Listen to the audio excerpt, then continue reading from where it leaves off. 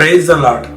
ఈరోజు దేవుని మాట జకర్యా 14:17 నుండి 21 వరకు. జీవితంలో మనము చాలా సార్లు దేవుని దగ్గరికి రాలేని స్థితిలో ఉన్నామని సిగ్గుపడి ఆయన మందిరానికి రావటానికి వెనకాడుతుంటాము. ఆ విధంగా మనలను మనము కించపరుచుకొని ఆయనకు దూరం కావటమే సాతాను కోరుకునేది. మనము ఆయనకు దగ్గర కావటం మొదలుపెట్టిన క్షణం నుండి పరిశుద్ధాత్మ దేవుడు మనలో క్రియలు జరిగించటం మొదలు పెడతాడు. మరలా మనము ఆయన ఆధీనంలోకి వెళ్తాము. అందుకే దేవుడు అంటున్నాడు, తన వద్దకు రాని వారిని శిక్షిస్తానని. అలాగే ఆయనను ఆరాధించే సమయంలో ఆయన సన్నిధిలో ఉన్న ప్రతి వస్తువు, ప్రతి వ్యక్తిని ఆయన పరిశుద్ధపరుస్తానని వాగ్దానం చేస్తున్నాడు. పడిపోయి ఆయన దగ్గరకు రావటానికి సిగ్గుపడుతున్నావా? నీ హృదయపు తలంపులు అన్ని ఎరిగిన దేవుని ముందు బెరుకు దేనికి? ఆయనకు అన్నీ తెలుసు. కేవలము ఆయన దగ్గరకు వస్తే చాలు. నిన్ను మార్చుకునే పని ఆయనది మాత్రమే.